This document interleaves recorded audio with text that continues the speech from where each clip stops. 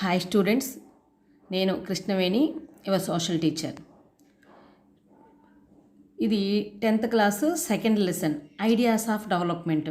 నేను ఆల్రెడీ దీన్ని తెలుగు మీడియంలో చేశాను. అయితే ఇంగ్లీష్ మీడియం వాళ్ళకి ఆ సెంటెన్స్ కానీ లేకపోతే ఆ స్లైడ్స్ చూసి కనీసం ఇప్పుడు మన దగ్గర టెక్స్ట్ బుక్ అవైలబుల్ లేదు కదా, అట్లీస్ట్ కొన్ని పాయింట్స్ అయినా వాళ్ళు నోట్ చేసుకోవడానికి ఉంటుంది కదా అనే ఉద్దేశంతో మళ్ళీ వాళ్ళకు ఒకసారి ఒక రివిజన్లా ఉంటుంది. తెలుగు మీడియం విన్నారు కాబట్టి ఇప్పుడు ఇది వింటే మీకు ఇంకా క్లారిటీగా అర్థమవుతుంది మీరు చదువుకోవడానికి అనే ఉద్దేశంతో నేను ఈ వీడియో చేస్తున్నాను.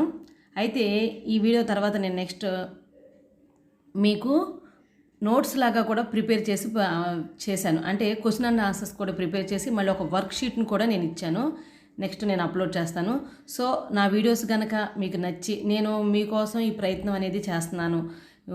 ఈ వీడియోస్ చేయాలనే కాన్సెప్ట్తో నాకు కొంచెం నాలెడ్జ్ కూడా టెక్నికల్ నాలెడ్జ్ అనేది కూడా కొంచెం ఇంప్రూవ్ అవుతుంది. అయితే మీరందరూ కూడా నా వీడియోస్ కనుక మీకు నచ్చిన లేదు, ఇందులో టీచర్స్ కూడా చూస్తారు కాబట్టి ఏమైనా సజెషన్స్ ఉన్నా కూడా మీరు నాకు కామెంట్స్ రూపంలో పంపించండి. Okay, thank you. అయితే ఇప్పుడు మనం లెసన్లోకి వెళ్ళిపోదాం. ఐడియాస్ ఆఫ్ డెవలప్మెంట్ మనం చెప్పుకున్నాం. అభివృద్ధి భావనలు అనేది మన సెకండ్ లెసన్.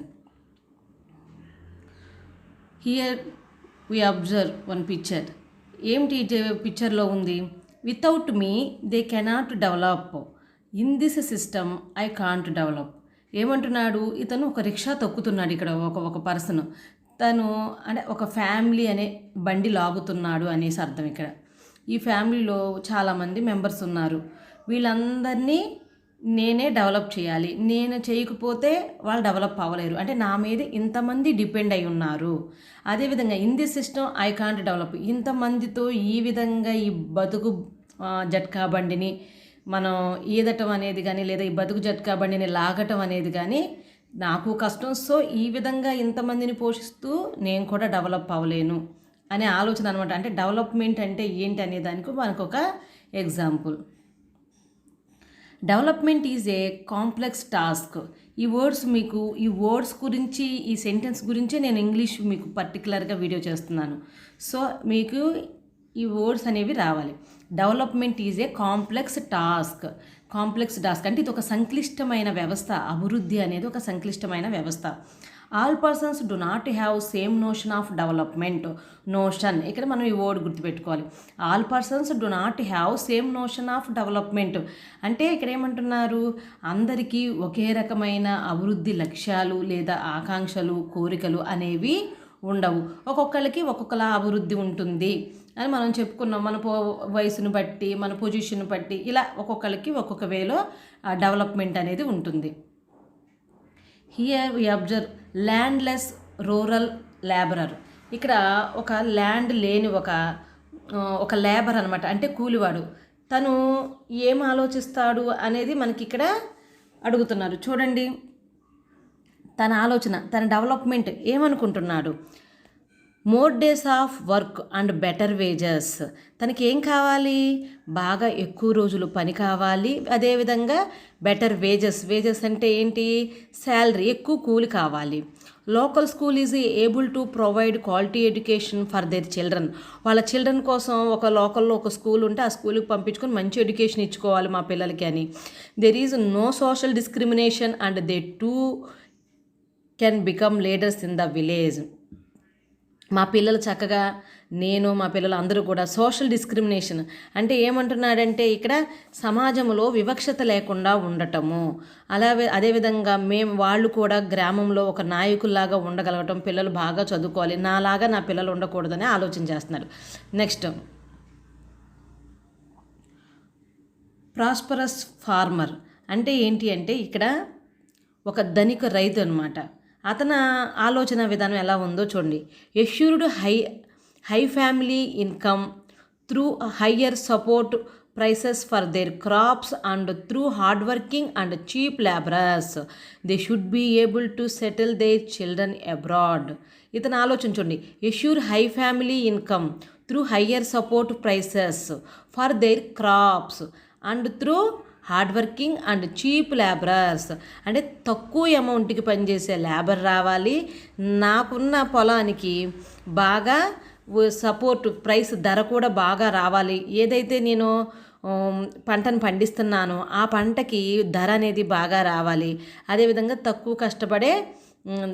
తక్కువ అమౌంట్కే కష్టపడి పనిచేసే కూలీలు నాకు రావాలి అని చెప్పి తన ఆలోచన విధానం ఉంది. They should be able to settle their children abroad. తన ఆలోచన విధానం ఎలా ఉంది, వాళ్ళ పిల్లల్ని ఫారెన్లో చదివించాలి అని చెప్పే ఆలోచన విధానం ఉందన్నమాట. అది అతని యొక్క డెవలప్మెంట్. Rains good. ఇక్కడ ఏమన్నాడు, farmer depend only on rain. ఇక్కడ మనకి ఒక వర్షం మీద ఆధారపడి పనిచేస్తున్న ఒక రైతు అనమాట. తను ఏమంటున్నాడు, would like to have rains in time. వర్షం సకాలంలో పడాలి. Would like to have rains in time. Their crops should grow well. అతని యొక్క క్రాప్స్ బాగా, అతను ఏమనుకుంటాడు, నా క్రాప్స్ బాగా అంటే నా పంటలు బాగా పండాలి. Farmers should get minimum support prices for their crops. ఆ ఫార్మర్స్ ఏమని ఆలోచిస్తారు, వర్షం మీద డిపెండ్ అయిన ఫార్మర్స్ వాళ్ళ యొక్క క్రాప్స్కి మంచి సపోర్ట్ ధర, ప్రైసెస్, మినిమం సపోర్ట్ ప్రైస్ అంటాం కదా, ఆ మంచి మద్దతు ధర రావాలి. షుడ్ గెట్ గుడ్ ప్రాఫిట్స్, మంచి లాభాలు రావాలి అని చెప్పి తను కోరుకుంటాడు. Next, A rural women from A land owing family. Land owing family అంటే ఏంటంటే ఒక ధనవంతుని కుటుంబంలో ఉన్న ఒక మహిళ అనమాట. ఆవిడ భూమి ఉంది చక్కగా వాళ్ళకి, ఆవిడ ఒక గ్రామీణ మహిళ. తనేం ఆలోచిస్తుంది అంటే grow crops well in her land.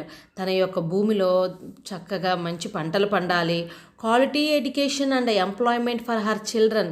వాళ్ళ పిల్లలకి చక్కగా మంచి క్వాలిటీ ఎడ్యుకేషన్ని అందించాలి.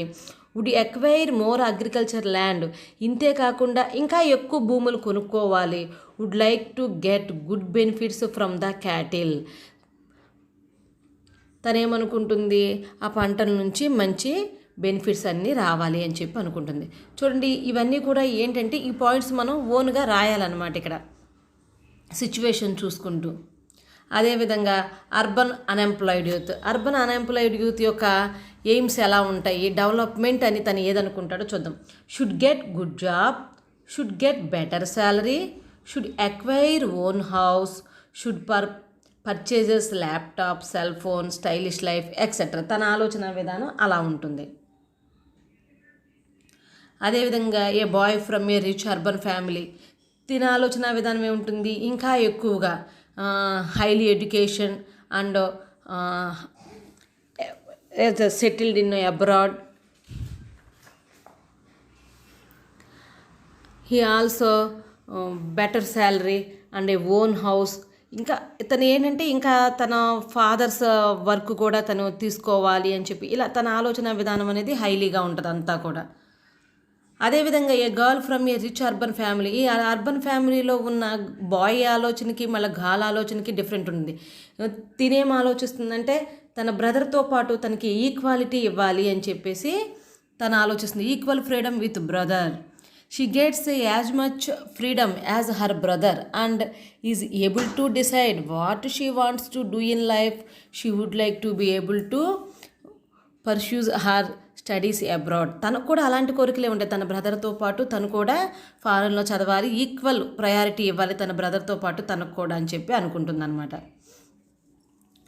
ఇక్కడ యాన్ ఆదివాసీ ఫ్రమ్ మైనింగ్ ఫీల్డ్స్లో వర్క్ చేసే ఆదివాసీ యొక్క ఆలోచన విధానం ఏ విధంగా ఉంటుంది.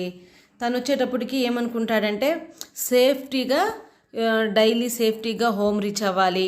అదేవిధంగా తన యొక్క హెల్త్ కేర్ మీద తను కాన్సన్ట్రేషన్ చేయాలి. దాంతోపాటు తన చిల్డ్రన్కి మంచి లైఫ్ ఇవ్వాలి, స్టడీస్ ఇవ్వాలి, తన ఫ్యామిలీ బాగా మంచి శాలరీస్ వచ్చి తన ఫ్యామిలీని తను బాగా చూసుకోవాలి. ఈ విధంగా తన ఆలోచన ఉంటుంది. అదేవిధంగా ఒక ఫిషర్ మ్యాన్ డెవలప్మెంట్ ఎలా ఉంది. గుడ్ క్యాచ్ గుడ్ ఇన్కమ్ అంటే తను ఏమనుకుంటాడు, ఫిష్ బాగా పట్టుకొని చక్కగా మంచి ఆదాయం, తనకి మంచి ఇన్కమ్ రావాలి, తను సేఫ్టీగా సముద్రం నుంచి బ్యాక్ వచ్చేయాలి, అంటే బయటికి రావాలి అనే ఆలోచన విధానం ఉంటుంది. ఈ విధంగా అంటే ఒక్కొక్కరికి ఒక్కొక్క ఈ డెవలప్మెంట్ ఐడియాస్ అనేవి డిఫరెంట్గా ఉంటాయి అన్నమాట. అందరికీ ఒకే ఐడియా ఉండదు, వాళ్ళ ఉన్న పొజిషన్ బట్టి వాళ్ళ యాంబిషన్ అనేది మారుతూ ఉంటుంది. చూడండి, do all these persons have same notion of development? అందరికీ ఒకే రకమైన డెవలప్మెంట్ ఉందా? చూడండి, ఉండదు కదా. No, each one of them seek different things. Each one of them seek different things. అందరికీ ఒక్కొక్కరికి ఒక్కోలా ఉంటుంది. In fact 2 persons or 2 groups may seek things which are conflicting. Think of some examples. ఇక్కడ ఒకళ్ళకి కాదు, ఒక గ్రూప్కి కానీ ఒకళ్ళకి కానీ ఒక ఇంట్లో ఉన్న వాళ్ళకని మనం ఇందాక చూసాం. సో ఎవరికి కూడా ఒకే రకమైన డెవలప్మెంట్ అనేది, ఒకే రకమైన అభివృద్ధి ఆలోచన అనేది, లక్ష్యము, కోరిక ఇలాంటివన్నీ ఏమీ ఉండవు. థింక్ సమ్ ఎగ్జాంపుల్స్ అన్నారు. సో మనం ఆల్రెడీ చెప్పుకున్న లెసన్ బట్టి ఇక్కడ మీరు కొన్ని ఎగ్జాంపుల్స్ చూడొచ్చు. ప్రజెంట్ ఉన్న సిచ్యువేషన్ కరోనా, కోవిడ్-19తో చాలా సఫర్ అవుతున్నారు స్టూడెంట్స్. మన వరల్డ్ మొత్తం కూడా, ప్రపంచం మొత్తం కూడా సఫర్ అవుతున్నారు. సో ఇలాంటి సఫర్ అయ్యే టైంలో ఒక్కొక్కటి అంటే lockdown, for example we take the lockdown. ఆ లాక్డౌన్ గురించి మనం తీసుకున్నాం అనుకోండి, లాక్డౌన్ వచ్చేటప్పటికి కొంతమందికి బెనిఫిట్ అవుతుంది, కొంతమందికి అది ఉపయోగం ఉండదు. సో అలాంటప్పుడు దాన్ని పెట్టడం వల్ల వ్యాధి మనకి వైరస్ స్ప్రెడ్ అవ్వకుండా ఉంటుందని ఆలోచించే వాళ్ళు కొంతమంది, అది పెట్టడం వల్ల వాళ్ళు ఫైనాన్షియల్గా ప్రాబ్లమ్స్ ఫేస్ చేస్తున్నారు అని చెప్పి ఆలోచించే వాళ్ళు కొంతమంది. ఇక్కడ ఏంటి అంటే కాన్సెప్ట్ డెవలప్మెంట్ ఒక్కొక్కరికి ఒక్కోలా ఉంటుంది. ఇక్కడ ఒక పిక్చర్ ఉందో చూడండి. How do we understand development if we think of human history on a time scale? మన హ్యూమన్ హిస్టరీ అనేది ఏ విధంగా డెవలప్ అయిందనే వారి యొక్క టైం స్కేల్ని ఇక్కడ ఇచ్చాడు. ఆర్ వి దేర్ యట్ అంటున్నాడు. చూడండి ఇక్కడ, హూ ఈజ్ డెవలప్డ్? ఎవరు డెవలప్ అయ్యారు? Number as Hunter gatherers about 2 lakhs years. అక్కడ ఎన్ని సంవత్సరాలు పట్టిందో, అంటే వ్యవసాయం నుంచి వ్యవసాయం వరకు రావటానికి. ఇక్కడ ఏంటంటే ఆ వేట ఆడటము, సంచార జీవితం గడపటము, ఇవి మాత్రమే వేట సేకరణ అంటారు కదా, ఇది మాత్రమే ఎన్ని సంవత్సరాలు అంటే 2 lakhs years, 2 లక్షల సంవత్సరాలు పట్టేసింది అనమాట. Number of years since who begin agriculture 12,000 years నుంచే స్టార్ట్ అయింది. ఆ 12,000 years బ్యాకే మనకి అగ్రికల్చర్ అనేది స్టార్ట్ అయింది. అంతకుముందు వ్యవసాయం అనేది వాళ్ళకి తెలీదు, ఓన్లీ వేట సేకరణ మాత్రమే. Number of years since modern industries. ఈ పారిశ్రామికీకరణ మోడర్న్ ఇండస్ట్రీస్ స్టార్ట్ అయ్యి ఎన్నాళ్ళు అయిందంట? 400 years ఎగో మాత్రమే, అంటే 400 years మాత్రమే అయ్యింది. అంటే ఇక్కడ డెవలప్మెంట్ అనేది ఎంత స్లోగా జరుగుతుంది అనేది మనం ఇక్కడ అబ్జర్వ్ చేయొచ్చు. చూడండి, ఇదే విషయాన్ని మనం ఇక్కడ పిక్చర్స్ రూపంలో, development of human history on a time scale as Hunter gatherer about 2 lakhs years. We began agriculture 12,000 years ago. Modern industries from 400 years ago. Next మనం ఇక్కడ ఒక ఎగ్జాంపుల్ చూద్దాం. Kudankulam nuclear power project is in the Tirunelveli district of Tamil Nadu. తమిళనాడులో మనకి Kudankulam power project అనేది ఉంది. ఈ ప్రాజెక్ట్ని గవర్నమెంట్ అక్కడ పెట్టాలనుకుంటున్నారు. ఏ గవర్నమెంట్? మన ఇండియన్ సెంట్రల్ గవర్నమెంట్, భారత ప్రభుత్వం ఏమని ఆలోచిస్తుందంటే కూడంకుళం పవర్ ప్రాజెక్ట్ని తమిళనాడులో పెట్టాలని చూసింది, తిరువెల్వేలి డిస్టిక్లో. ఇది ద ప్లేస్. చూడండి, కూడంకుళం న్యూక్లియర్ పవర్ ప్లాంట్ ఇది.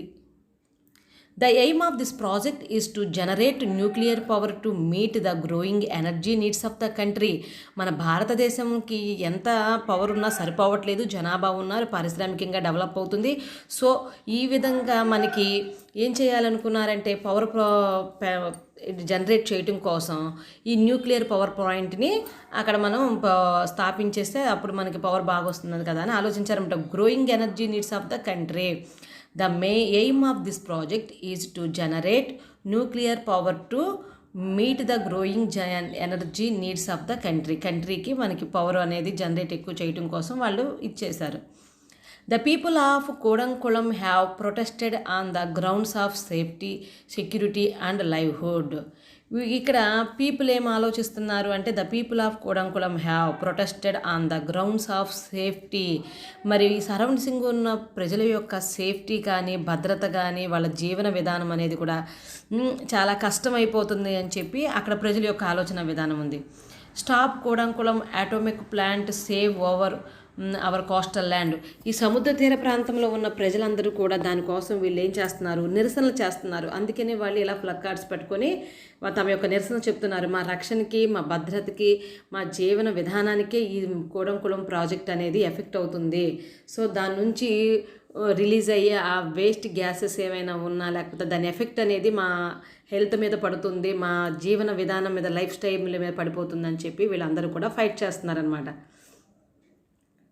సో ఇది కూడా వన్ టైప్ ఆఫ్ సమ్మె ఆర్ నిరసన. Next scientists, environmentalists, social activists have stood by the people.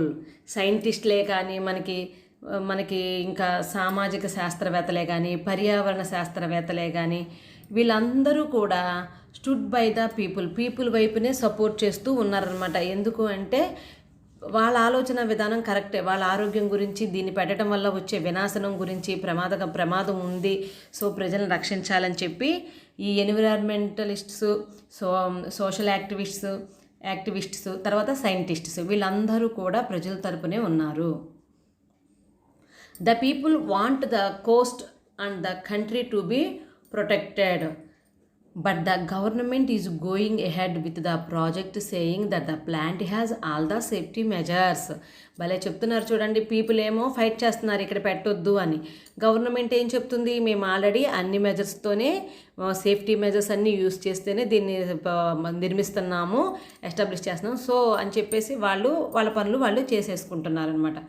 ఇక్కడ మనకి ఏమర్థమవుతుంది, గవర్నమెంట్ ఏమనుకుంటుంది, తను చేసేది ఒక డెవలప్మెంట్ ప్రోగ్రామ్ అనుకుంటుంది. కానీ ప్రజలు ఏమనుకుంటున్నారు, ఇది మనకి సేఫ్టీ కాదు, దీనివల్ల మనం చాలా ప్రాబ్లమ్స్ ఫేస్ చేయాల్సి వస్తుంది అని చెప్పేసి ప్రజలు థింక్ చేస్తున్నారు. అంటే ఇక్కడ different persons can have different development goals. చూడండి, ఇక్కడ గవర్నమెంట్కి కానీ మన ప్రజలకి కానీ ఒకటే గోల్ ఉందా, లేదు. సో ఇక్కడ ఏంటంటే డెవలప్మెంట్ అనేది ఒక్కొక్క వ్యక్తికి వేరేగా ఉంటుంది, వ్యక్తికి మారుతుంది. Different persons can have different development goals and development for one may be destructive for the other. ఒకరికి డెవలప్మెంట్ అనిపించింది, వేరే వాళ్ళకి అది డిస్ట్రాక్టివ్ అవుతుంది, అంటే వినాశనం అవుతుంది. What may be development for one may not be development for the other, it even be destructive for other. ఏమంటున్నాడు, ఒకరికి డెవలప్మెంట్ అయ్యింది, రెండో వాళ్ళకి అవ్వాలని లేదు, అది వాళ్ళకి వినాశనమైన అవ్వచ్చు అని చెప్తున్నాడు అనమాట.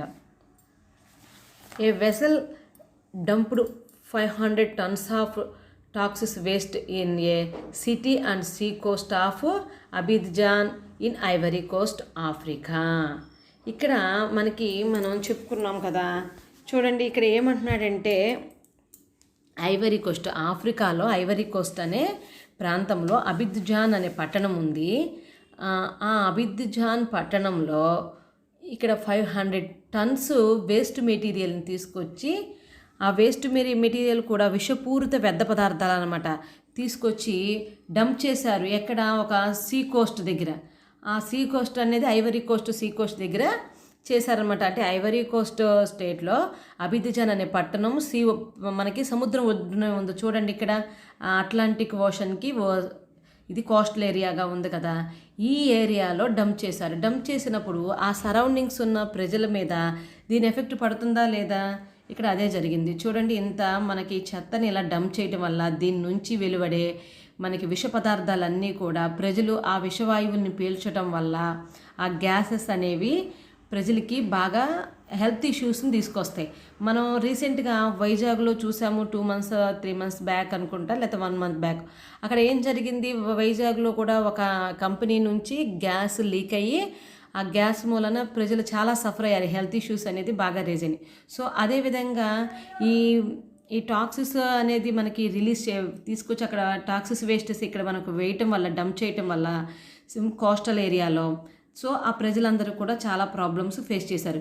ఇటు కాజుడు nausea, skin rashes, fainting, diarrhoea etcetera. చూడండి ఇవన్నీ కూడా చర్మం మీద దద్దులు రావటం, విరోచనాలు, ఇలాంటివన్నీ ప్రాబ్లమ్స్ కూడా వాళ్ళు ఫేస్ చేశారు. చూడండి ఇలాగ వాళ్ళు ఫేస్ చేసిన ప్రాబ్లమ్స్ ఈ విధంగా ఉన్నాయి. పాప చూడండి ఇలాగా తన శరీరం అంతా కూడా చిన్న చిన్నగా ర్యాషెస్ అనేది వచ్చింది. ఈ విధంగా అక్కడ ప్రజలందరూ కూడా ఇలాంటి ప్రాబ్లమ్స్ని ఫేస్ చేశారు. Think once, who are the people benefited and who are not. చూడండి మీరు ఆలోచించండి, ఎవరు బెనిఫిట్ పొందారు ఈ కంపెనీ చేసిన ఈ పనిలో. What should be the developmental goals for this country. అసలు ఒక కంట్రీకి మనకి డెవలప్మెంట్ గోల్స్ ఏమి ఉండాలి, అసలు బెనిఫిట్ పొందిన వాళ్ళు ఎవరు. ఇక్కడ బెనిఫిట్ పొందింది ఎవరు అంటే మనం చెప్పుకోవచ్చు ఆ కంపెనీ యొక్క యాజమాన్యం మాత్రమే దీని నుంచి బెనిఫిట్ పొందారు. వాళ్ళ డెవలప్మెంట్ ఏంటి అంటే ఏదైనా ఒక what should be the developmental goals for this country. ఏదైనా ఒక కంట్రీ డెవలప్మెంట్ గోల్స్ ఎలా ఉండాలి, ప్రజలకి అన్ని రకాల ఫెసిలిటీస్ కల్పించాలి. మంచి మంచి ఫెసిలిటీస్, వాళ్ళు రోడ్లు వేయటమనో లేకపోతే మంచి వాటర్, తాగునీరు కల్పించడం, ఇలాంటివి చేయాలి. అంతేగాని ప్రజలకి డెవలప్మెంట్ కాకుండా ఇబ్బంది కలిగించేవి చేయకూడదు అనేసి. Income and other goals, people seek not only income and also like. అంటే ఏమంటున్నాడంటే people seek not only income ఒకటి ఉంటే సరిపోదు పీపుల్కి, also like equal treatment, freedom, security and respect from others. ఏముండాలి, ఈక్వల్ ట్రీట్మెంట్ అంటే సమానత్వం కావాలని కోరుకుంటారు, స్వేచ్ఛ కావాలని కోరుకుంటారు, రక్షణ కావాలని కోరుకుంటారు, ఇతరుల నుంచి గౌరవం కావాలని కోరుకుంటారు. ఒక్క ఇన్కమ్ ఉంటేనే డెవలప్మెంట్ కాదు, ఇవన్నీ కూడా ఉండాలి. ఏమేమి ఉండాలో చూడండి ఒకసారి. People seek not only income and also like equal treatment, freedom, security and respect from others. అందరి నుంచి గౌరవం కావాలి, వాళ్ళకి రక్షణ, భద్రత, స్వేచ్ఛ, సమానత్వం అనేవి కోరుకుంటారు. ఇక్కడ మనం చూస్తున్నాం చూడండి, ఇక్కడ ఒక ఓల్డ్ ఏజ్ పర్సన్ ఉన్నాడు. తను ఏమంటారు, రిలయబుల్ పెన్షన్, తనకి సమయానికి పెన్షన్ వస్తే చాలు, తన మెడిసిన్ అవి కొనుక్కోవడానికి, తనకి హెల్త్కి సంబంధించినవే కానీ హెల్దీ ఫుడ్ తీసుకోవడానికి, తన లైఫ్ గడవడానికి తనకి పెన్షన్ వస్తే సరిపోతుంది అనుకుంటాయి. ఈ మహిళ ఏమనుకుంటుంది, ఈక్వల్ వేజెస్ కావాలనుకుంటుంది. ఏమనుకుంటుంది ఈవిడ, సమాన కూలీ కావాలి, పురుషులతో సమానంగా నేను వర్క్ చేస్తున్నాను కదా, అలాంటప్పుడు నాకు ఎందుకు తక్కువ శాలరీ ఇస్తున్నారు, నాకు కూడా ఈక్వల్ శాలరీ టు మేల్ అని చెప్పి తను ఆలోచిస్తుంది. వర్కింగ్ నియర్ ఫ్యామిలీ, ఇక్కడ ఒక పర్సన్ ఉన్నాడు, తను జాబ్ చేస్తున్నాడు. తను ఎక్కడ జాబ్ చేయాలనుకుంటాడు, దూరంగా ఉన్న ప్లేస్లో చేయాలనుకుంటాడా, దగ్గరలో ఉన్న ప్లేస్లోనా. ఫ్యామిలీకి దగ్గరగా ఉండి డైలీ సర్వీస్ చేసుకుంటే తను ఫ్యామిలీతో, అంటే తనకి ఇక్కడ ఇన్కమ్ ఒక్కటే సోర్స్ కాదు. ఇక్కడ మనం ఆలోచిస్తే అంటే ఒక వ్యక్తికి ఆప్షన్స్ 2 వచ్చినాయి, 2 ఆపర్చునిటీస్ వచ్చినాయి. ఒక ఆపర్చునిటీలోనేమో తనకి ఇన్కమ్ తక్కువ, తనకి హౌస్కి నియర్ బై ఉంది, కానీ తనకి చాలా దూరంలో ఒక జాబ్ వచ్చింది. అక్కడేమో తనకి ఇన్కమ్ అనేది చాలా ఎక్కువ ఇస్తున్నారు. ఎక్కువ ఇచ్చినప్పటికీ తన ఇన్కమ్ ఒక్కటే మనసులో పెట్టుకున్నాడు అనుకోండి, ఆదాయం ఒక్కటే కాదు కదా డెవలప్మెంట్ అనేది. తన ఫ్యామిలీతో తన లైఫ్ స్పెండ్ చేయటం తనకి ఇష్టం ఉంటుంది కదా, ఆనందం కావాలి కదా. సో ఇలాంటి విషయాన్ని దృష్టిలో పెట్టుకొని తనేమనుకుంటాడు, నా ఫ్యామిలీ ఎక్కడుంటే నేను ఆ దగ్గరలో ఉన్న జాబే చేయాలి అని ఆలోచిస్తున్నాడు అనమాట. ఇక్కడ material goods are not all that we need to live. ఇక్కడ భౌతిక వస్తువులే మనం బతకడానికి సరిపోవు. The quality of our life depends on non material things. మన యొక్క జీవన విధానం అనేది మనం ఎంత హైలో ఉన్నాము, ఎలా నివసిస్తున్నాము అనేది అభౌతిక వస్తువుల మీద, అంటే అభౌతిక వస్తువుల మీద కూడా ఆధారపడి ఉంటుంది. అభౌతిక అంటే ఇందాక మనం చెప్పుకున్నాం కదా, స్వేచ్ఛ, స్వాతంత్రము, సమానత్వము, గౌరవము, రెస్పెక్ట్ అని చెప్పేసి ఇవన్నీ అనమాట. అంటే freedom, equality, respect to others, respect from others అని ఇలా ఇవన్నీ మనం చెప్పుకున్నాం కదా, ఇవన్నీ వస్తాయి అన్నమాట. For comparing countries, their income is considered to be one of the most important attributes. మనం ఇక్కడ ఒక దేశాన్ని ఇంకొక దేశంతో పోల్చడానికి ఏం చూస్తారంట, for comparing countries their income is considered to be one of the most important attributes. అంటే ఇక్కడ వీళ్ళ లక్ష్యం ఏంటి అంటే ఒక దేశము ఇంకో దేశం కన్నా ధనవంతమైందా లేకపోతే తక్కువగా ఉందా అనేది మనకి ఎలా కంపేర్ చేస్తున్నారు, ఆదాయాన్ని దృష్టిలో పెట్టుకుని. ఇన్కమ్ అనేది ఇక్కడ సోర్స్ అనమాట కంపేర్ చేయడానికి one country to other country. Countries with higher income are more developed than other with less income. So బాగా హయ్యర్గా ఇన్కమ్ వచ్చే వాళ్ళని ఏమంటున్నారు, బాగా డెవలప్ అయిన కంట్రీస్ అంటున్నారు అనమాట, లేకపోతే డెవలప్ అవ్వని కంట్రీస్ అని చెప్తున్నారు. What is the income of a country?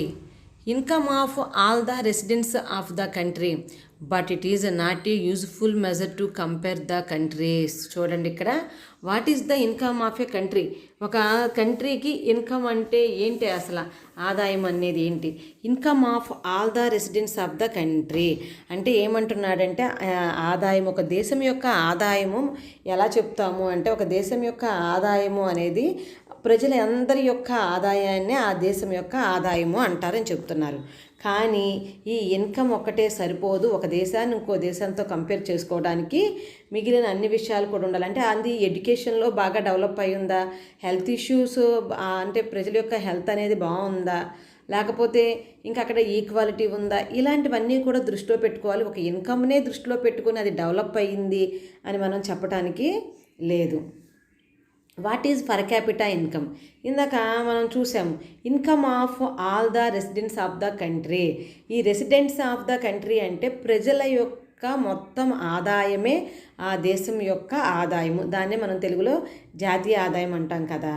మరి ప్రజల యొక్క ఆదాయం పర్ క్యాపిటా ఇన్కమ్ అంటున్నాడు. అంటే ఒక్కొక్క హెడ్కి ఎంత ఆదాయము అనేది ఎలా చెప్తామని అడుగుతున్నాడు. Total national income divided by total population. ఇక్కడ మనం ఇన్కమ్ మొత్తం దేశం మొత్తం మీద ఇన్కమ్ ఎంత ఉంది, దానిని అక్కడ ఉన్న ప్రజల చేత మనం డివైడెడ్ బై చేసాము అంటే, భాగించాము అంటే ఒక్కొక్క హెడ్కి ఎంత అనేది వస్తుందన్నమాట. దాన్నే పర్ క్యాపిటా ఇన్కమ్ అంటారు. It is also called average income. సగటున ఒక వ్యక్తికి ఎంత అనేది మనకి తెలుస్తుంది. యావరేజ్ ఇన్కమ్ కానీ దీన్నే మనం పర్ క్యాపిటా ఇన్కమ్ కానీ అంటాము. World development report by world bank 2012 per capita income అంటే మనకి ఇక్కడ ప్రపంచ బ్యాంక్ అనేది ఇలా సర్వే చేసి ఇన్కమ్ మీద సర్వే చేసి తన రిపోర్ట్ని 2012లో చేసిన సర్వే రిపోర్ట్ ఇచ్చిందనమాట. అందులో మనకి ఏం చెప్తున్నాడు అంటే, హై ఇన్కమ్ కంట్రీస్ డివైడ్ చేశారు, 3 టైప్స్గా మనకి డివైడ్ చేశారు. హై ఇన్కమ్ కంట్రీస్, ఇక్కడ యుఎస్ డాలర్స్ని యూస్ చేసి ఈ పర్ క్యాపిటా ఇన్కమ్ని వీళ్ళు చెప్పారనమాట. ఏం చెప్తున్నారు అంటే ఇక్కడ 12,600 యుఎస్ డాలర్స్ కన్నా ఎబో ఫర్ యానం ఒక వ్యక్తి యొక్క పర్ క్యాపిటా ఇన్కమ్ అంటే ఒక వ్యక్తి యొక్క తలసరి ఆదాయము సంవత్సరానికి 12,600 యుఎస్ డాలర్స్ అమెరికన్ డాలర్ల కన్నా ఎక్కువ ఉంటే ఆ దేశాలు అభివృద్ధి చెందిన దేశాలు, అధిక ఆదాయ దేశాలు అంటున్నాడు. ఇక్కడ మీరు చూడండి అమ్మా, ఇక్కడ నేను తెలుగులో ఎక్స్ప్లెయిన్ చేసినప్పటికీ మీకు ఇక్కడ ఈ వర్డ్స్ అనేవి అసలు ఈ స్క్రీన్ షాట్ చేసి పెట్టుకుంటే ఈ మ్యాటర్ అనేది మీకు రాయటానికి ప్రశ్నకు ఆన్సర్గా యూజ్ అవుతుంది. చూడండి, high income countries US dollars ఎంతకన్నా ఎక్కువ 12,600 యుఎస్ డాలర్స్ కన్నా కూడా అబోవ్ ఉండాలి. ఎవరికి? ఒక వ్యక్తికి పర్ యానం ఒక సంవత్సరానికి. సో అప్పుడు వాళ్ళని ఏమంటారు? హై ఇన్కమ్ కంట్రీస్ లేదా డెవలప్డ్ కంట్రీస్ అంటారు. Next middle income countries US dollars ఎక్కడి నుంచి ఎంతవరకు చూడండి. ఇక్కడ 1,035 US dollars to 12,600 US dollars వరకు కూడా ఆ మిడిల్లో ఉంటే, అంటే 1,035 టు 12,600 యుఎస్ డాలర్స్ మిడిల్లో కనుక తన ఇన్కమ్ ఉన్నట్టయితే ఒక వ్యక్తి యొక్క ఇన్కము సంవత్సరానికి, దానిని ఆ దేశాలని మిడిల్ ఇన్కమ్ కంట్రీస్ అంటే అభివృద్ధి చెందుతూ ఉన్న దేశాలు, డెవలపింగ్ కంట్రీస్ లేదా మిడిల్ ఇన్కమ్ కంట్రీస్ అని అంటారనమాట. నెక్స్ట్ లో ఇన్కమ్ కంట్రీస్, ఇవి ఇంకా చాలా తక్కువ ఇన్కమ్ ఉంది. ఎంత తక్కువ ఇన్కమ్ ఉంది? 1,035 అమెరికన్ డాలర్స్ కన్నా కూడా ఒక వ్యక్తి సంవత్సరానికి అంతకన్నా తక్కువ ఆదాయాన్ని కనుక సంపాదిస్తే వాటిని లో ఇన్కమ్ కంట్రీస్ అంటారు. లో income countries also called undeveloped countries. ఇవి డెవలప్ అవ్వలేదన్నమాట.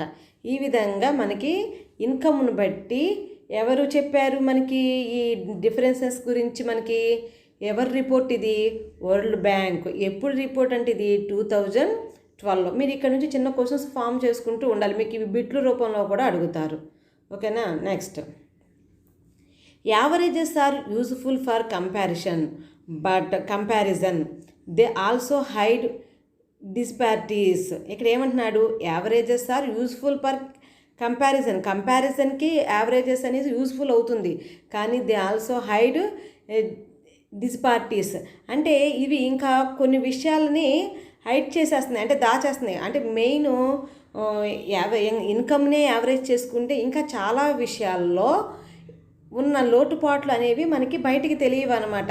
ఒక ఇన్కమ్నే చేసేసుకొని ఇవి డెవలప్ అయిన కంట్రీస్, ఇవి డెవలప్ అయిన కంట్రీస్ అని మనం చెప్పడానికి లేదు. అన్ని విషయాలని చూస్తేనే అప్పుడు అది డెవలప్ అయిందా లేదా అనేది మనకు తెలుస్తుంది. చూడండి, comparison of 2 countries. Monthly income of citizens in 2001 in rupees. ఇక్కడ 2001లో కొంతమంది పౌరుల యొక్క నెలసరి ఆదాయం గురించి ఇక్కడ ఇచ్చారు మనకి. కంపారిజన్ ఆఫ్ 2 కంట్రీస్, ఒక 2 కంట్రీల నుంచి తీసుకున్నారు. కంట్రీ ఏ, కంట్రీ బి. కంట్రీ ఏలో ఫస్ట్ పర్సన్ ఉన్నాడు కదా, తనకి 9,500 శాలరీ అంట. సెకండ్ పర్సన్కి 10,500. థర్డ్ పర్సన్కి వచ్చేటప్పటికి 9,800 అని శాలరీ. తర్వాత ఫోర్త్కి 10,000, ఫిఫ్త్కి 10,200. ఇక్కడ మీరు ఈ పట్టికను అబ్జర్వ్ చేయండి. అంటే ఈ కంట్రీ ఏలో డెవలప్మెంట్ ఎలా ఉన్నది అనేది మనకు అర్థమవుతుంది. ఒక్కొక్క పర్సన్కి మధ్య శాలరీ డిఫరెన్స్ అనేది చాలా తక్కువ ఉంది. మ్యాక్సిమం అందరూ 9,000 అబోనే ఉన్నారు, 10,500కి బిలో ఉన్నారు, ఆ మిడిల్లో ఉన్నారు. సో ఇక్కడ యావరేజ్ ఎంత అవుతుంది? 10,000 అనేది అక్కడ యావరేజ్ అవుతుంది. అంటే ఇక్కడ డెవలప్మెంట్ బాగానే ఉందని మనకు అర్థమవుతుంది. Next, country B.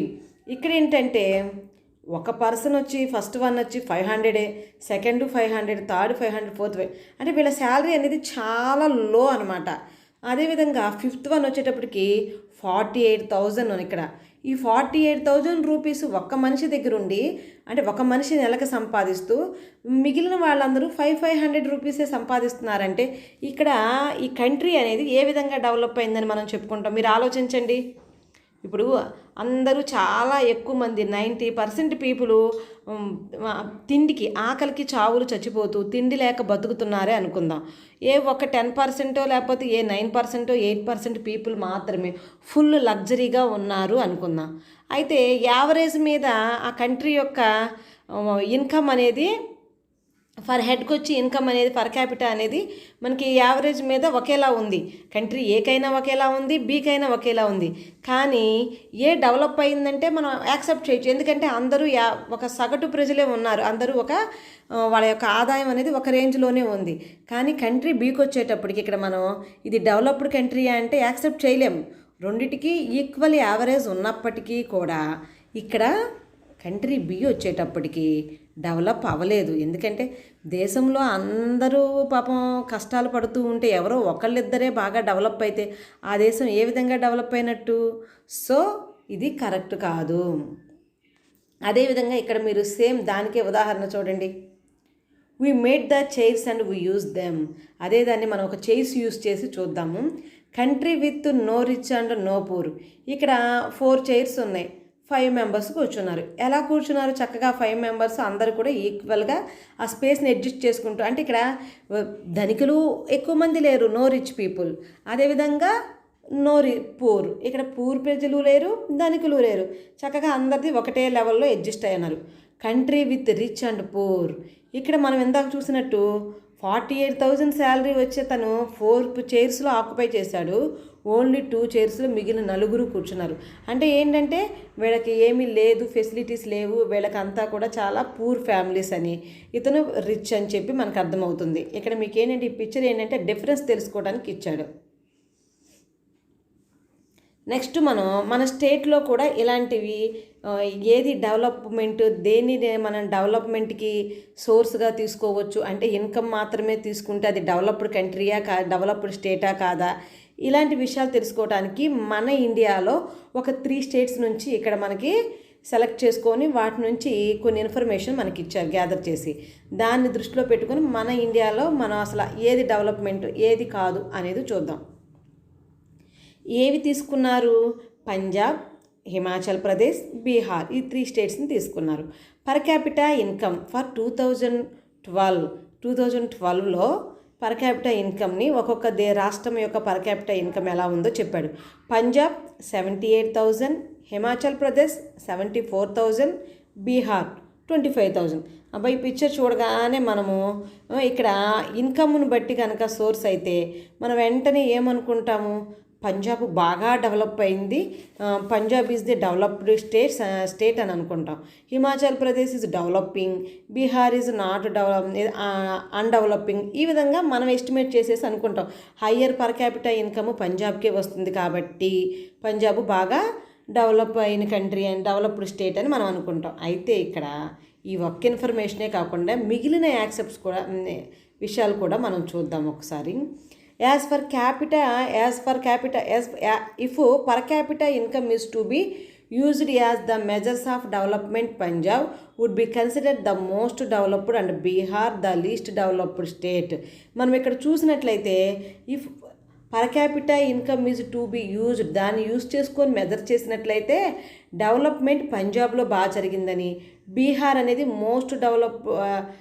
Punjab would be considered the most developed country అని స్టేట్ అని చెప్పేసి, అదేవిధంగా Bihar the least developed state అని చెప్పేసి మనం అనుకోవచ్చు. అంటే డెవలప్ చాలా తక్కువైంది బీహార్లో, పంజాబ్ వచ్చేటప్పటికి ద మోస్ట్ డెవలప్డ్ బాగా డెవలప్ అయిందని మనం చెప్పుకుంటాము. అయితే ఇక్కడ చూడండి, some comparative data of selected states, ఆ స్టేట్స్ నుంచే ఇంకా వేరే డేటా ఏవో తీసుకున్నారు కంపేర్ చేయడానికి. అవి ఎలా ఉన్నాయో చూడండి. ఐఎంఆర్ ఫర్ 2006లో తీసుకున్నది. నెక్స్ట్ లిటరసీ రేట్ పర్సంటేజ్ 2011లో తీసుకున్నారు. నెట్ అటెండెన్స్ రేట్ 2006లో తీసుకున్నారు. ఈ పంజాబ్, హిమాచల్ ప్రదేశ్, బీహార్. ఇక్కడ మనం చూద్దాం. ఐఎంఆర్ అంటే infant mortality rate. Out of 10,000 live children born the number of children who die with in 1 year. అంటే ఇక్కడ ఏంటంటే మనం తెలుగులో సింపుల్గా శిశు మరణాల రేటు అనుకుంటున్నాం. అంటే ఏంటంటే ఇన్ఫాంట్ మోర్టాలిటీ రేట్ అంటే శిశు మరణాల రేటు. ఐఎంఆర్ మీన్స్, ఇక్కడ మీరు ఎబ్రివేషన్ గుర్తుపెట్టుకోండి. ఐఎంఆర్ అంటే ఇన్ఫాంట్ మొర్టాలిటీ రేటు. ఈ మొర్టాలిటీ రేట్ అనేది ఏంటి అంటే మరణాల రేటు. ఇన్ఫాంట్ అంటే చైల్డ్. సో పర్ 1000 అంటే ఒక 1000 పిల్లలు కనుక పుడితే అందులో సంవత్సరం తిరిగే లోపల ఎంతమంది ఈ శిశువులు అనేది చనిపోతున్నారో దాన్నే శిశు మరణాల రేటు, ఇన్ఫాంట్ మొర్టాలిటీ రేట్ అంటారు. అది పంజాబ్లో 42 ఉంది, హిమాచల్ ప్రదేశ్లో 36, బీహార్లో 62. అంటే మనకి పంజాబ్కి వచ్చేటప్పటికి యావరేజ్గా ఉన్న బీహార్లో బాగా ఎక్కువ మంది చనిపోతున్నారంట. 1000 చిన్నపిల్లలకి 62 మెంబర్స్ చనిపోతున్నారు. కానీ హిమాచల్ ప్రదేశ్ వచ్చేటప్పటికి 36 ఇక్కడ అనేది చాలా తక్కువ ఈ మూడిటితో పోల్చుకుంటే. సో ఇక్కడ హిమాచల్ ప్రదేశ్ బెటర్గా ఉంది. Next literacy rate. Literacy rate means ఏంటిది? అది it measures the percentage of literate population in the 7 and above age group. 7 సంవత్సరాలు నిండి చదివిన అక్షరాస్యులైన వాళ్ళందరినీ కూడా లిటరసీ రేట్లో తీసుకొస్తాం. అంటే అక్షరాస్యత శాతం అంటారు. అంటే 7 సంవత్సరాలు నిండి చదువుకున్న వాళ్ళందరినీ కూడా మనము అక్షరాస్యులుగా పరిగణిస్తామన్నమాట. అంటే ఇక్కడ ఎంతమంది పర్సంటేజ్ ఉన్నారు? ఇక్కడ కూడా హిమాచల్ ప్రదేశే హైయెస్ట్ పర్సంటేజ్లో ఉంది, 84%. పంజాబ్తో పోల్చుకుంటే హిమాచల్ ప్రదేశే ఎక్కువగా ఉంది. నెట్ అటెండెన్స్ రేట్ ఇది అంటే స్కూల్లో ఎంత టైము వాళ్ళు అటెండెన్స్ అనేది కరెక్ట్గా నికర హాజరు అంటారు. అంటే ఎంత టైం వాళ్ళు స్కూల్లో గడిపారు అనేది. Out of the total number of children in age group 6 to 17 years the percentage of children attending school. ఎంతమంది ఉన్నారు? ఈ 6 నుంచి 17 సంవత్సరాల పిల్లలు ఎంతమంది ఉన్నారు, వారిలో ఎంతమంది స్కూల్కి అనేది అటెండ్ అయ్యారు అనే విషయాన్ని ఇక్కడ మనకి ఇక్కడ మనకి నెట్ అటెండెన్స్ రేట్ చెప్తుంది. అక్కడ కూడా మనకి హిమాచల్ ప్రదేశే హైలో ఉంది. చూడండి, లిటరసీ రేట్లో 84 ఉంది, నెట్ అటెండెన్స్ రేట్లో 90% ఉందన్నమాట. ఈ విధంగా మనకి హిమాచల్ ప్రదేశ్ అన్ని యాక్సెప్ట్స్లో కూడా ఎక్కువగా ఉంది. ఐఎంఆర్ ఇన్ఫాంట్ మొర్టాలిటీ రేట్, ఇది మీరు నోట్ చేసుకోవాలి. ఇక్కడ మీకు ఇది 1 మార్క్ ఆర్ 2 మార్క్స్ క్వశ్చన్ కింద ఇస్తారనమాట. Out of 10,000 live children born, the number of children who die within 1 year. Within 1 ఇయర్లో ఎంతమంది పిల్లలు అయితే చనిపోతారో, ఒక 1000 మంది పిల్లలు పుడితే అందులో 1 ఇయర్ లోపు ఎంతమంది చనిపోతారు అనేదే infant mortality rate. Literacy rate, it measures the percentage of literate population in the 7 and above age group. 7 నుంచి అంతకన్నా ఎక్కువ ఏజ్ ఉన్న పిల్లలందరూ కూడా అసలు ఎంతమంది చదువుకున్న వాళ్ళు ఉన్నారు, ఈ మన ప్రజల్లో ఎంత పర్సంటేజ్ ఆఫ్ పీపుల్ చదివారు అనే దాన్ని మనకి కొలవడానికి ఉపయోగపడుతుంది. Net attendance rate, out of the total number of children in age group 6 to 17 years, the percentage of children attending school.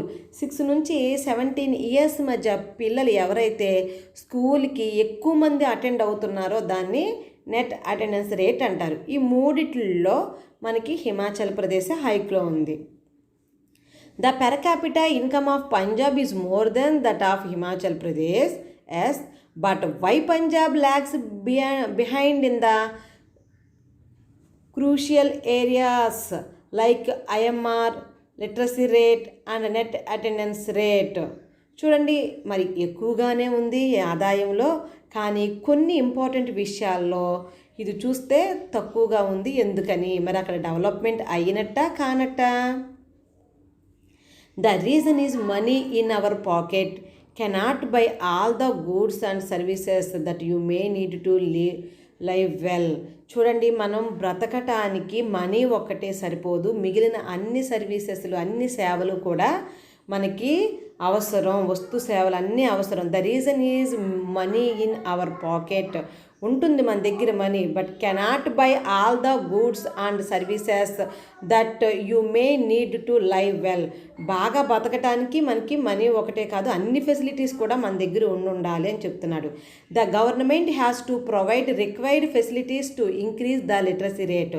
Government అక్షరాస్యత శాతాన్ని పెంచడానికి చాలా కార్యక్రమాలని స్కూల్స్ పెట్టి, మనకిప్పుడు జగనన్న అమ్మఒడి కార్యక్రమం అని చెప్పేసి, విద్యా కానుక అని చెప్పేసి, ఇవన్నీ కూడా మన స్టేట్ గవర్నమెంట్ ఎందుకు ఇంప్రూవ్ చేస్తుంది అంటే ఇక్కడ మనకి అక్షరాస్యత శాతాన్ని, లిటరసీ రేట్ని పెంచడానికి చేస్తుంది. సో అలా పెంచడం వల్ల ఆ స్టేట్ అనేది డెవలప్ అవుతుంది.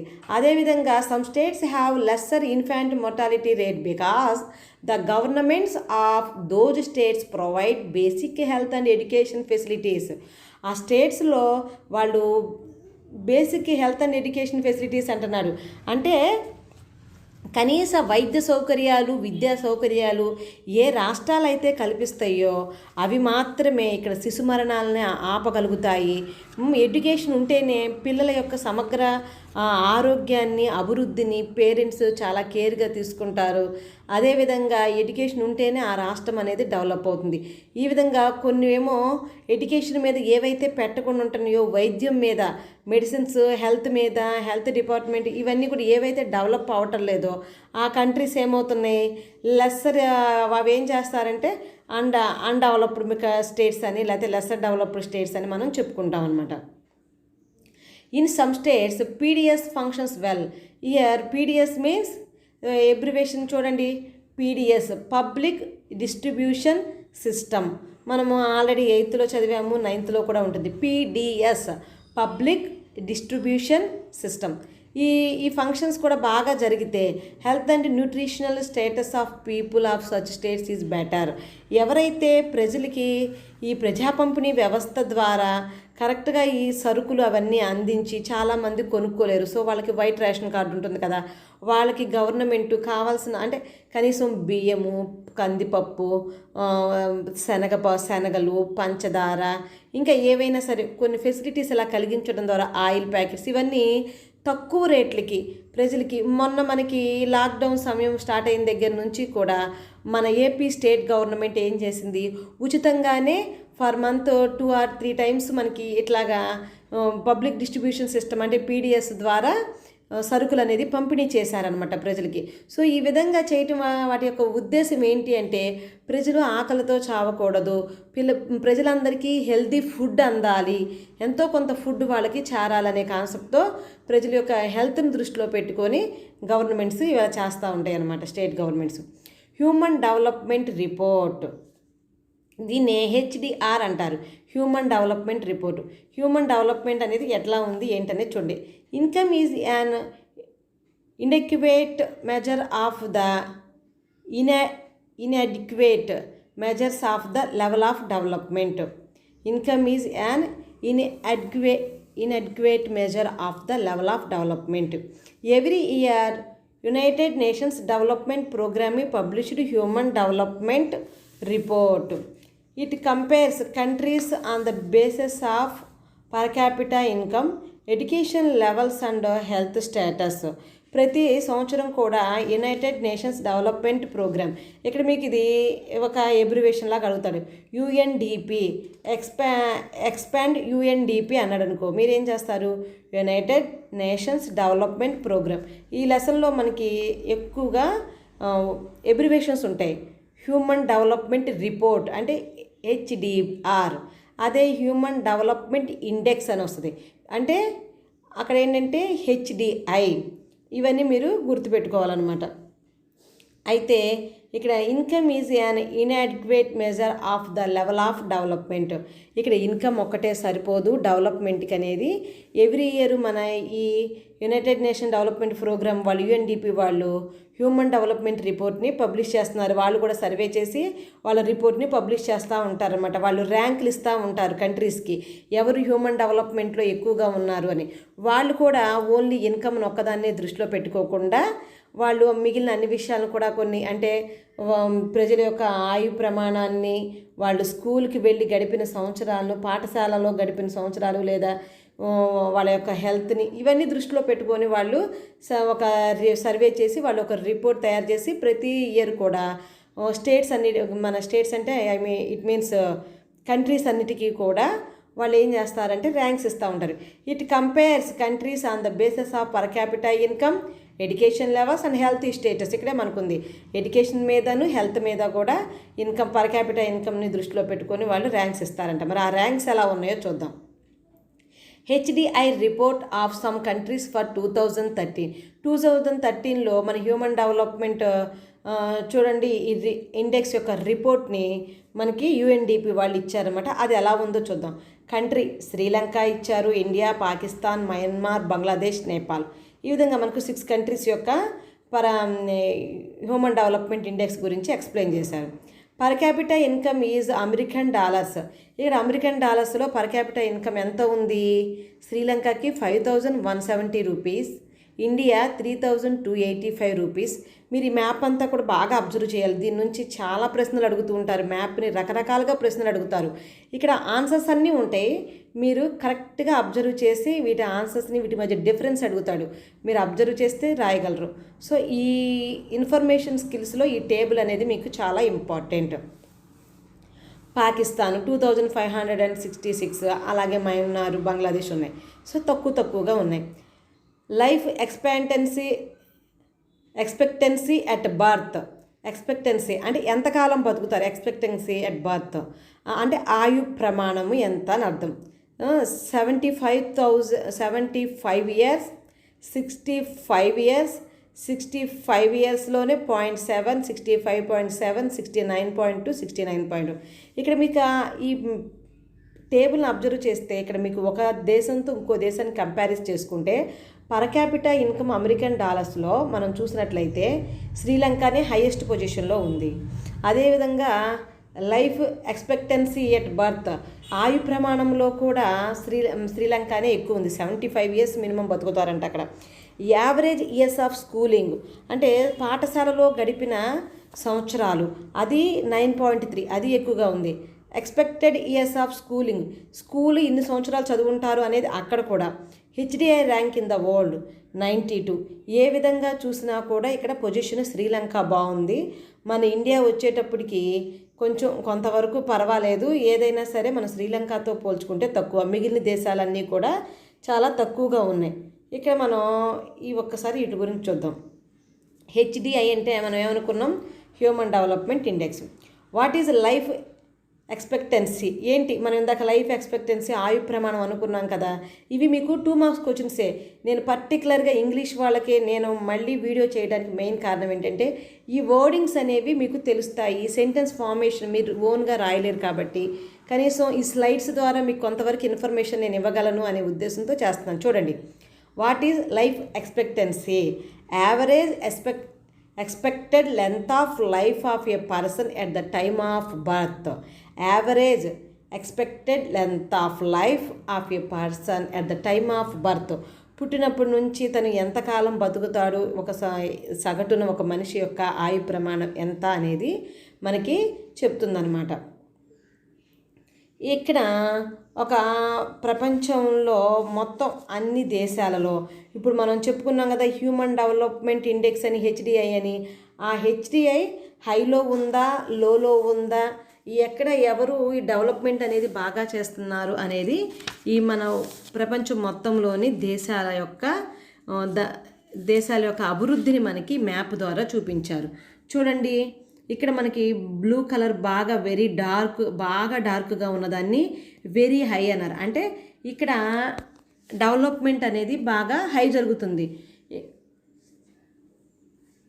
హ్యూమన్ డెవలప్మెంట్ అనేది ఇక్కడ బాగా ఎక్కువగా ఉంది. నెక్స్ట్ కొంచెం కలర్ లైట్ అయితే ఇక్కడ డెవలప్మెంట్ హైగా ఉంది. వెరీ హై కాదు, హై. ఇక్కడ వెరీ హై అనుకున్నవి మనం చూడండి ఒకసారి. ఎక్కువ ఉత్తర అమెరికా ఉంది, అదేవిధంగా ఆస్ట్రేలియా ఉంది, అదేవిధంగా ఇక్కడ నార్వే, ఫిన్లాండ్, ఇవి కొన్ని మన యూరప్లో కంట్రీస్ ఉన్నాయి. నెక్స్ట్ వచ్చేటప్పటికి అదేవిధంగా జపాన్ కూడా ఆ కేటగిరీకే వస్తుంది. నెక్స్ట్ వచ్చేటప్పటికి హై కంట్రీస్ అంటే ఇక్కడ హ్యూమన్ డెవలప్మెంట్ అనేది హైలో కొంతవరకు పర్వాలేదు అనేది, మరీ కాదు కొంతవరకు బెటర్ అనేది ఎక్కడుంది? అవి మనకి ఈ రష్యా కానీ, ఆఫ్రికాలో కొన్ని ప్లేసులు మనకి, తర్వాత ఆసియాలో కొన్ని, దక్షిణ అమెరికాలో కొన్ని ప్లేసులు ఉన్నాయి. మీడియం మనకి చైనా, ఆఫ్రికాలో కొన్ని ఏరియాస్, దక్షిణ అమెరికాలో కొన్ని ఏరియాస్, ఈ తర్వాత ఈ ఏషియన్ కంట్రీస్, ఈ ఐలాండ్స్ అన్నీ కూడా చూపిస్తుంది. ఇక లో చూడండి, లోలో మన భారతదేశం ఉంది. మన భారతదేశం చూడండి లో అంటే ఇక్కడ హ్యూమన్ డెవలప్మెంట్ మీద పెడుతున్నారు కానీ తక్కువగా పెడుతున్నారు. Data unavailable. ఈ గ్రీన్లాండ్ ఉంది చూసారా, ఈ గ్రీన్లాండ్ ఇలాంటి కొన్ని ప్లేసులు ఇక్కడ మనకి ఏదైతే ఆఫ్రికాలో కొన్ని ప్లేసులు ఉన్నాయి చూసారా, అవేంటంటే డేటా మనకి అవైలబుల్గా లేదంట. సో ఈ అన్అవైలబుల్ డేటా మనకి తెలియదు కాబట్టి ఇక్కడ అంటే ప్రపంచంలో హ్యూమన్ డెవలప్మెంట్ మీద ఏ కంట్రీస్ ఎంత ఇదిగా పెడుతున్నారు, వాళ్ళ యొక్క డెవలప్మెంట్ చేస్తున్నారు అనేది మనకు తెలుస్తుంది. Isn't it surprising that a small country Sri Lanka is much ahead of India in every aspect? చూడండి, ప్రతి ఆస్పెక్ట్లో కూడా, ప్రతి విషయంలో కూడా మనకి శ్రీలంక ఆ విధంగా డెవలప్మెంట్ అయ్యింది. చూడండి, వేరే మన కంట్రీస్తో కంపేర్ చేసుకుంటే ఇది మనకి ఆశ్చర్యకరంగా ఉంది కదా. మరి అంత చిన్న కంట్రీ అంటే ఇక్కడ చిన్న కంట్రీ అవటం వల్ల కూడా డెవలప్ అయిందని మనం అనుకోవచ్చు. మన భారతదేశం మరి జనాభా ఎక్కువ, సో దాంతో మనకి డెవలప్మెంట్స్ అనేవి కొంచెం కష్టం అవుతున్నాయి ఏ రకంగా చూసినా. సో శ్రీలంక వచ్చేటప్పటికి స్మాల్ కంట్రీ, సో ఇక్కడ మనకి ఆ డెవలప్మెంట్ అనేది వాళ్ళకి ఈజీగా ప్రాసెస్ జరిగింది. The schooling revolution in Himachal ప్రదేశ్లో మరి హిమాచల్ ప్రదేశ్ అనేది కూడా మరి మన భారతదేశంలో ఒక పార్టే. మరి ఇక్కడ ఈ ఎడ్యుకేషన్ సిస్టమ్ అనేది ఒక రెవల్యూషన్ లాగా వచ్చిందంట. ఆ రెవల్యూషన్ ఏంటో మనం చూద్దాం. హిమాచల్ ప్రదేశ్ ఎక్కడ ఉందో చూడండి మన మ్యాప్లో. Next, at the time of Indian independence Himachal Pradesh had very low levels of education. ఇక్కడ మనకి స్వాతంత్రం వచ్చినప్పుడు హిమాచల్ ప్రదేశ్ ఒక డెవలప్ అయిపోయి అక్కడ ఎడ్యుకేషన్ ఏదో హై లెవెల్లో ఉంది అని అనుకోవటానికి లేదు. అప్పట్లో హిమాచల్ ప్రదేశ్లో ఎడ్యుకేషన్ అనేది చాలా లో లెవెల్లో ఉంది. Why? Schooling is a big challenge in Himachal Pradesh.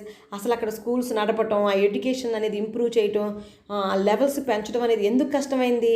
మన ఇండియా ఉంది, మన ఇండియా కాదమ్మా, ఇక్కడ మన ఏపీ తీసుకుందాం. చక్కగా మైదాన ప్రాంతం, కోస్టల్ ఏరియా ఉంది, చక్కగా వర్షాలు పడతాయి, పంటలు బాగా పండుతాయి. సో మనది ఒక బాగుంటుంది. మరి హిమాచల్ ప్రదేశ్ని చూడండి, అసలు మనకి ఈ పిక్చర్లో చూస్తేనే అది ఒక కొండ ప్రాంతం. బీయింగ్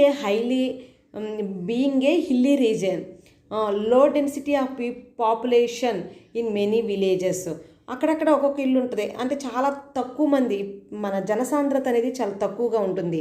ఇది ఒక కొండ ప్రాంతాలు అనమాట. సో ఈ హిల్లీ రీజియన్లో ఏ విధంగా ఈ ఎడ్యుకేషన్ అనేది ఒక 10 ఇళ్ళు ఉంటాయి, మళ్ళీ ఎక్కడో కాస్త దూరంలో ఒక 10 ఇళ్ళు ఉంటాయి, కొండ మీద కొన్ని ఇళ్ళు ఉంటాయి. మరి ఎలా స్కూల్స్ పెడతారు, ఏ విధంగా డెవలప్ చేశారు? కానీ అలాంటి ప్లేస్లోనే, హిమాచల్ ప్రదేశ్లోనే ఈ స్కూలింగ్ రెవల్యూషన్ అనేది వచ్చి ఎడ్యుకేషన్ అనేది బాగా హయ్యర్ లెవెల్స్కి వెళ్ళింది. ఎలాగో చూద్దాం. Both the government and people of Himachal Pradesh are very keen on education. ఏంటంటే వాళ్ళు బాగా ఇంట్రెస్ట్ చూపించారనమాట దేని మీద, ఎడ్యుకేషన్ మీద. హిమాచల్ ప్రదేశ్లో ప్రజలు బాగా ఇంట్రెస్ట్ చూపించారు. ప్రజలే కాదు, గవర్నమెంట్ కూడా. సో మనం ఎడ్యుకేషన్లో డెవలప్ అవ్వాలి అని చెప్పేసి బాగా ఇంట్రెస్ట్ చూపించారు. Factors for the development of schooling in Himachal Pradesh. ఏంటి హిమాచల్ ప్రదేశ్లో ఈ స్కూలింగ్ అనేది డెవలప్ అవడానికి కారణాలు ఏంటో మనం చూద్దాం. Education was largely free. ఇది మీకు ఒక 4 మార్క్స్ క్వశ్చన్గా అడుగుతారు. సో మీరు దీన్ని స్క్రీన్ షాట్ చేసేసుకోండి. ఎడ్యుకేషన్ వాజ్ లార్జ్లీ ఫ్రీ అంటే పూర్తిగా ఎడ్యుకేషన్ మ్యాక్సిమం ఫ్రీగా అందించేస్తారనమాట. The government ensure minimum facilities of teachers, class rooms, toilets, drinking water etcetera. Government ఎలాంటి ఫెసిలిటీస్ కల్పించింది? మినిమం కనీస వసతులన్నీ స్కూల్స్ కనిపించి, టీచర్స్కి స్కూల్కి సరిపడా తరగతి గదులు, సరిపడంతమంది టీచర్సు, సరిపడా టాయిలెట్స్, డ్రింకింగ్ వాటర్, తాగునీరు ఫెసిలిటీస్ అన్నిటిని కూడా చక్కగా కల్పించిందనమాట. Further these facilities were improved. First ముందు ఒక స్కూలు, దానికి బిల్డింగు, దానికి కొంతమంది టీచర్స్, ఒక టాయిలెట్స్, తర్వాత క్లాస్ రూమ్స్ అన్నీ కరెక్ట్గా ఉండాలి, డ్రింకింగ్ వాటర్ కల్పించి నిదానంగా వాటిని బాగా ఇంప్రూవ్ చేసుకుంటూ వచ్చింది. మోర్ స్కూల్స్ వర్ ఓపెన్డ్. ఇంకెక్కడికక్కడ ఒక 10 ఇళ్ళకే ఒక స్కూల్ పెట్టాలని లేకుండా అక్కడ ఉన్న పరిస్థితిని బట్టి, ఆ ఏరియా కొండ ఏరియాలను బట్టి ఎక్కువ స్కూల్ని ఓపెన్ చేసేసింది. అంటే అందరూ చదువుకోవాలి, మీ దగ్గరలో మీ స్కూల్ ఉంటేనే కదా చదువుకుంటారు. చాలా దూరం వెళ్ళి చదువుకోవాలనుకో మీకు కష్టం అవుతుంది కదా, పైగా కొండల్లో దిగి నడుచుకుంటూ వెళ్ళాలి కదా. సో ఎక్కడికక్కడ ఎక్కువ స్కూల్స్ని ఓపెన్ చేసేసింది. మోర్ టీచర్స్ వర్ అపాయింటెడ్. ఇంకా అందరూ చదివితే అందరికీ ఉద్యోగాలు వస్తాయి కదా, టీచర్స్ జాబ్లు. ఆ విధంగా ఎక్కువ మంది టీచర్స్ని పెట్టింది, ఎక్కువ ఎడ్యుకేషన్ అందించింది అనమాట. 10 years of schooling has become a norm. ఒక రీజన్ లేదంటే ఒక రూల్ లా చేసింది. ఏమని? 10 years స్కూల్ ఎడ్యుకేషన్ అనేది మీరు కంపల్సరీ కంప్లీట్ చేయాల్సిందే అని. The government of Himachal Pradesh spent ఎంత, ఒక హెడ్ మీద ఫర్ చైల్డ్ మీద గవర్నమెంటు 2005 రూపీస్ మనకి ఖర్చు పెట్టిందనమాట. ఒక్కొక్క స్టూడెంట్ మీద, ఒక్కొక్క పిల్లవాడి మీద హిమాచల్ ప్రదేశ్ అనేది 2005 రూపీస్ పెట్టింది, ఇన్కమ్ పెట్టింది. అయితే అదే టైంలో మన ఇండియాలో, మన భారతదేశము ఒక్కొక్క చైల్డ్ మీద ఎంత పెట్టిందో తెలుసా? On education by the government in India states was 1049 rupees for child. అంటే మన ఇండియన్ గవర్నమెంట్ వచ్చేటప్పటికి 1049 రూపీస్ ఫర్ చైల్డ్. ఒక చైల్డ్కి 1049 రూపాయలు మాత్రమే ఖర్చు పెడతా ఉండగా, హిమాచల్ ప్రదేశ్ మాత్రం ఎడ్యుకేషన్ బాగా ఇంపార్టెన్స్ ఇచ్చి 2505 రూపీస్ ఖర్చు పెట్టిందనమాట. Gender bias is also less in Himachal Pradesh. ఇక్కడ స్త్రీల మీద వివక్షత అనేది చాలా తక్కువ ఉంది. స్త్రీలు చదువుకోవాలి, లేకపోతే చదువులు అనవసరం, వీళ్ళకి పురుషులే చదవాలి, ఇలాంటివన్నీ లేకుండా హిమాచల్ ప్రదేశ్లో పురుషులతో సమానంగా, చూడండి ఇక్కడ రాసులో కూడా చక్కగా చూపించారు, ఈ విధంగా పురుషులతో సమానంగా స్త్రీలకు కూడా విద్య, ఉద్యోగ, రాజకీయ అన్నిటిలో కూడా అవకాశాలను కల్పించారు అని అర్థం. Child mortality in Himachal Pradesh is lower for girls than for boys. Himachali women are themselves employed outside home.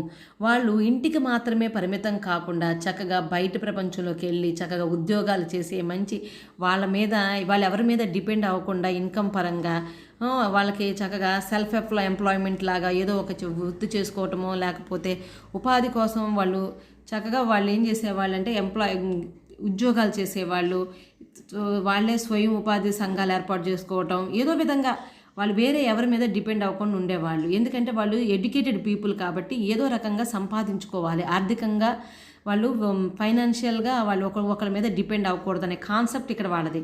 అయితే ఇక్కడ శిశు మరణాలు అనేది కూడా చాలా తక్కువగా ఉండేది బాయ్స్తో పోల్చుకుంటే గర్ల్స్కి. అంటే చూడండి ఇక్కడ అవేర్నెస్ ఎంత బాగుందో.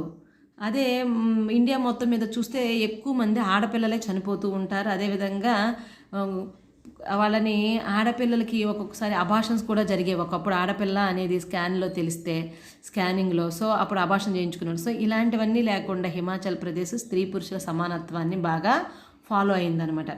They are economically independent and self confident. మనం ఇందా చెప్పుకున్నాం, వాళ్ళకి ఎకనామికల్గా ఇండిపెండెంట్గా ఉండాలి, ఒకళ్ళ మీద డిపెండ్ అవ్వకూడదు. అండ్ సెల్ఫ్ కాన్ఫిడెంట్, వాళ్ళకి ఆత్మస్థైర్యం అనేది బాగా ఎక్కువగా ఉంది. Himachali mothers expect they daughters to work. వాళ్ళు ఏమని ఎక్స్పెక్ట్ చేస్తున్నారు? They daughters to work outside home after marriage.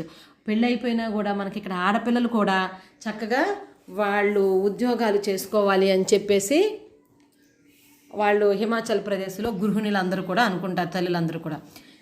They have high involvement in social life and village politics.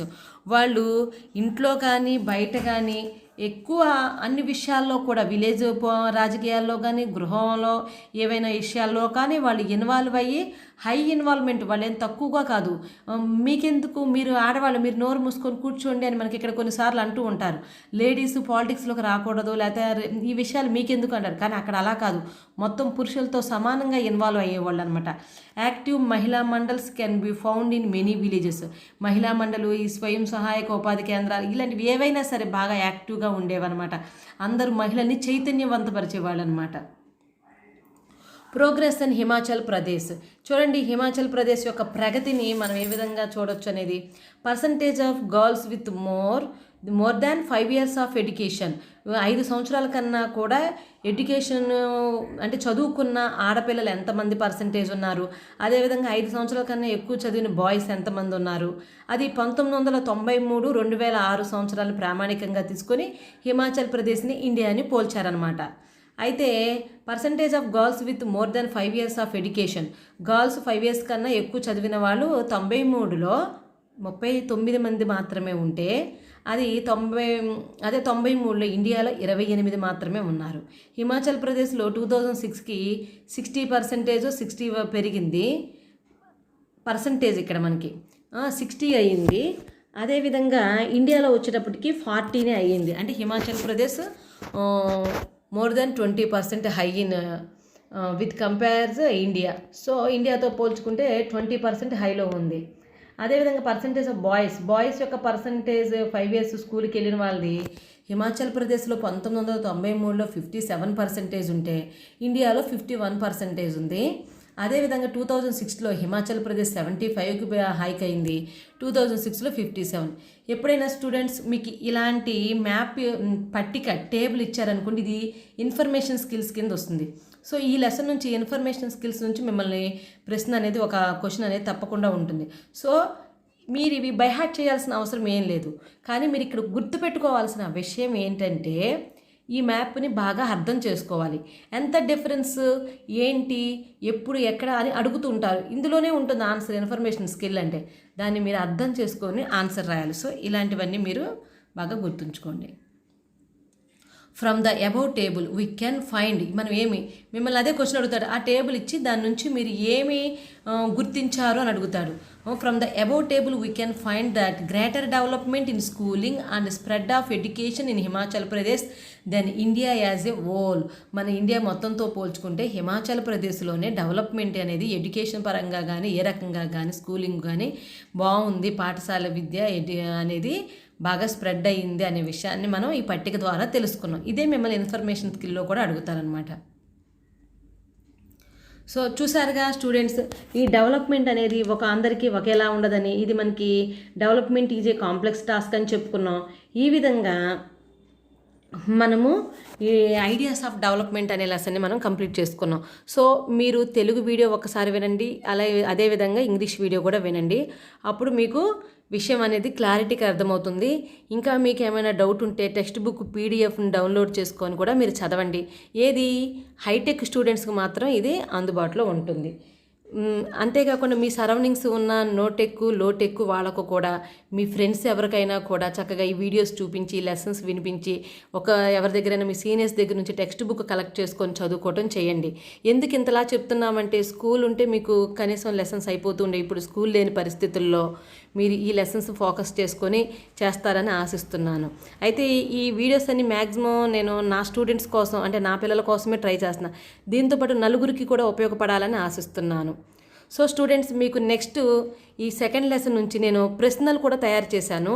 అంటే ఒక నోట్లా తయారు చేశాను. ఆ నోట్స్ని మీరు మీ నోట్బుక్లో కనుక మీరు నోట్ చేసి పెట్టేసుకొని అవి మీరు చదివేస్తే ఆ లెసన్ పూర్తిగా మీకు కంప్లీట్ అయిపోతుంది. మీకు వర్క్షీట్ కూడా ఇచ్చానమాట. సో మీకు మరిన్ని వీడియోస్ కనుక నా నుంచి మీరు చూడాలనుకుంటే మీరు ఈ ఛానల్ని సబ్స్క్రైబ్ చేసుకోండి. సబ్స్క్రైబ్ చేసుకొని మీ కామెంట్స్ని పెట్టండి. మీకు నచ్చితే లైక్ చేయండి, మీ ఫ్రెండ్స్కి మీరు షేర్ చేయండి. Okay, thank you, bye.